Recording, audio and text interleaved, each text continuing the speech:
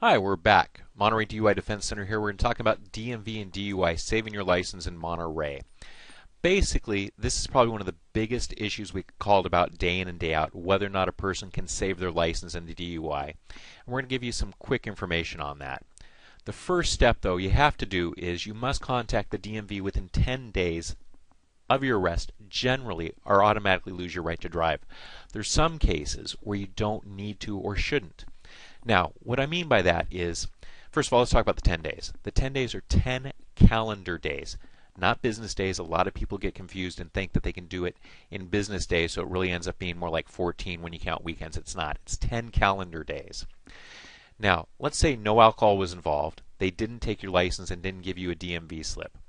Let's say it wasn't a refusal. Let's say it was prescription medications. They let you keep your California license. Then you may not need to do a DMV hearing request at this point in time. So these are for alcohol-related offenses that we're talking about. Just to be sure, give our office a call. If you need to keep your license, give our office a call and we'll walk you through the process of whether or not you should do a DMV hearing request. Now, there's three main ways to fight the DMV and save your license. Plus, we're going to talk about refusals as sort of a incorporated. First, and this applies to refusals and alcohol-related DUIs. Was the stop itself legal? Cop was suspicious is normally not enough. There actually has to be a law broken, or at least the police officer believes a real law has been broken and can cite reasonable and articulable facts to support that. It can't just be, oh, it was late at night, he's driving down the road, I wanted to stop him. Believe it or not, I've had that case before. So that's for the stop itself. That's the first way to fight the DMV, is to attack that. If you can win that issue, the other issues don't matter. The second way is, let's say the stop was legal. Was the arrest itself legal? That gets very technical and complicated. It's not the best way to fight a DMV, but it does work. So was the arrest itself legal? That's the second way. The final way, was the chemical test valid for your type of DUI case? We're just going to talk about your traditional .08 or more cases. Was it a good .08 or more test? Now, you look at the 15-minute observation issue. There's what's called a 3-hour rule. Was the test given within 3 hours of the time of driving? There are all these facts we look at.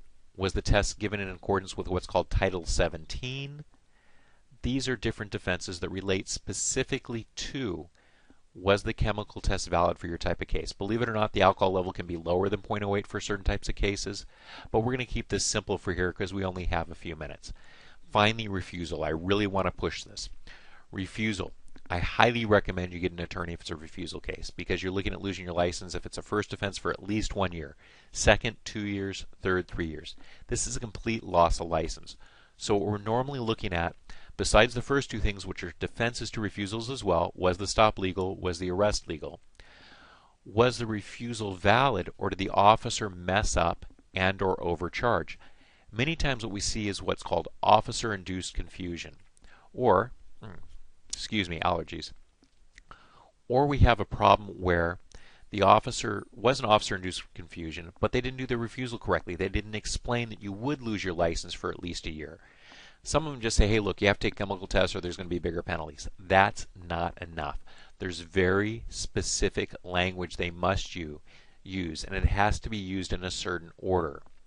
You have to, it gets so complicated, and a lot of times the officers don't do it right. So don't just roll over on a refusal case.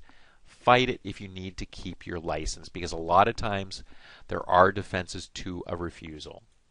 Finally, other important factors they're going to look at. Do you have prior tickets? I've mentioned this in other videos because a lot of people, they don't realize that points can be there and cause them too many problems. The type of DUI. Was it an accident DUI? Was it a commercial driver's DUI? Was it an under the age of 21? These are all things that change what we just talked about. So do yourself a favor. Give us a call if you need to save your license. We'll talk to you about how to possibly do that.